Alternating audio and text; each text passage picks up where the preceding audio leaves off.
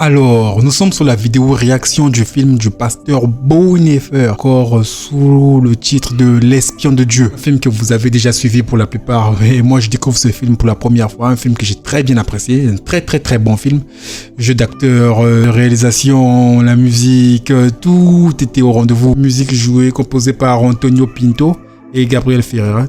En tout cas que je connaissais pas, mais que j'ai découvert avec le film du pasteur Bonhoeffer, encore appelé L'espion de Dieu. Très bon film en tout cas.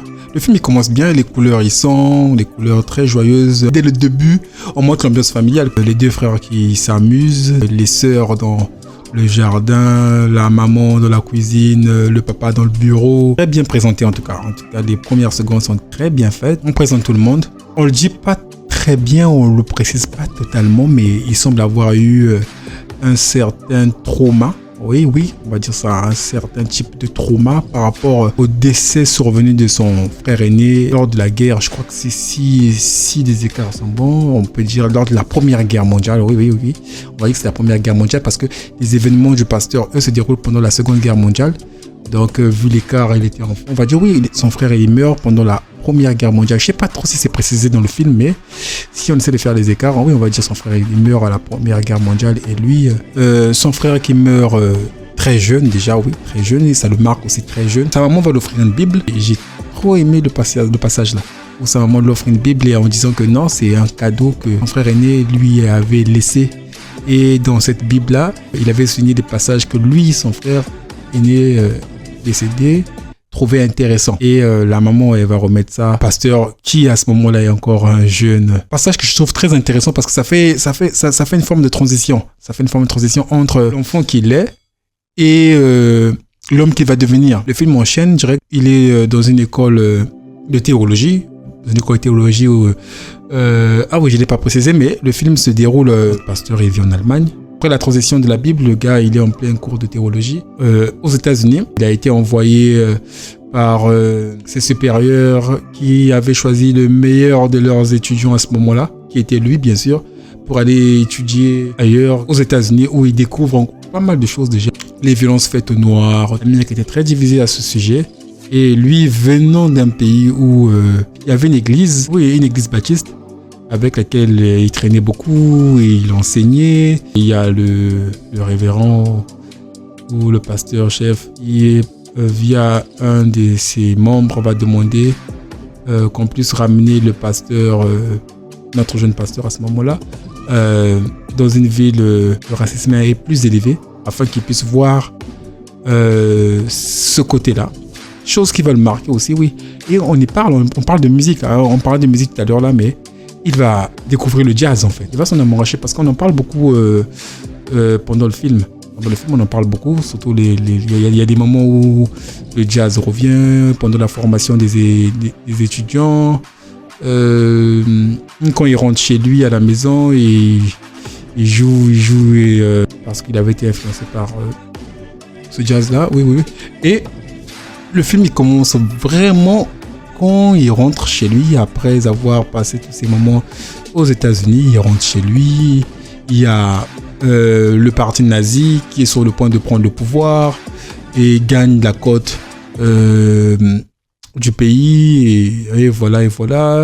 Et a déjà mis en place certains de ces... je sais pas. Oui, ils ont déjà pris le pouvoir. Bon, entre le moment où il arrive, je sais pas trop, entre le moment où il arrive, le parti nazi est en train de gagner le terrain et je crois que c'est par la suite que le parti nazi prend le pouvoir. Je sais pas trop si je me rappelle plus trop si on fait allusion à ça, mais je crois que c'est le cas. Et le parti nazi prend le pouvoir, on va dire, parce que par la suite on comprend clairement que le parti nazi prend le pouvoir parce que la solution finale, je crois que Hitler est déjà... Oui, c'est la solution finale en temps... Hitler il est déjà au pouvoir, le parti nazi est là, Hitler il est déjà chancelier allemand. Et voilà, en fait, il a déjà cette colère envers la façon de penser du parti nazi qui s'avère à se mettre au même niveau que Dieu, au même niveau que Christ, tant dans tous les domaines et aussi sur le niveau de la foi. Parce que il y a un passage à l'église et il y a le supérieur, oui, on va dire le supérieur, c'est comme ça qu'on va utiliser le terme, le supérieur, que je me rappelle plus trop. Le supérieur qui est là, il fait une apologie au parti nazi, il fait une apologie à la politique. Alors qu'en temps normal, dans une église, la seule personne qui est au-dessus, le seul chef, le seul maître, c'est normal, c'est Christ. Chose qui va beaucoup choquer notre pasteur. Et par la suite, on comprend déjà qu'il est bouleversé par, et en tout cas, ça ne plaît pas. Ce nouveau régime ne le plaît pas. Les ambitions de ce régime-là ne le plaisent pas aussi. Il les trouve trop radical sur tous les points, absolument tous les points. Et voilà, il va se lancer contre ça. Cru, hein. Il n'a pas froid les yeux, au nom de ses convictions, au nom des choses pour lesquelles il croit. Le gars, il va se lancer corps et âme à essayer de mettre les bâtons dans les roues des nazis. Et il y a un truc, en fait, j'ai oublié de préciser ça depuis le début. Il y a un dilemme, en fait, pour un pasteur à ce moment-là. On voit, voilà, au début, on voit quelqu'un qui essaie de lutter contre les idéologies qui sont contraires à sa foi chrétienne, tout en essayant de protéger aussi les gens autour de lui, éviter que ces idéologies-là gangrènent le pays qu'il chérit tant, parce qu'il précise beaucoup, il chérit beaucoup son pays. Voyons comment l'Allemagne est sur le point de dériver, ou comment l'Allemagne dérive à ce moment-là, oui. Comment l'Allemagne dérive, il va se retrouver au plein milieu d'un complot, oui, au plein milieu d'un complot visant à tuer Hitler. Ouais, pour un pasteur, c'est le paradoxe. Un pasteur qui, simplement parce que à ce moment-là, il trouve que c'est la meilleure chose à faire vu l'ampleur des dégâts. Et je crois bien que on ne le dit pas directement, mais on le montre sans le dire, mais c'est quelque chose qui l'a conduit en fait dans les camps de concentration. C'était ça son péché. Je pense que c'est quelque chose qu'il a su admettre. C'est une erreur qu'il a su admettre. C'est comme je dis, on le dit pas, mais on le montre. La seule chose qu'on dit, c'est qu'est-ce qu'un pasteur qui a voulu attenter à la vie de Hitler ou à la vie de quelqu'un.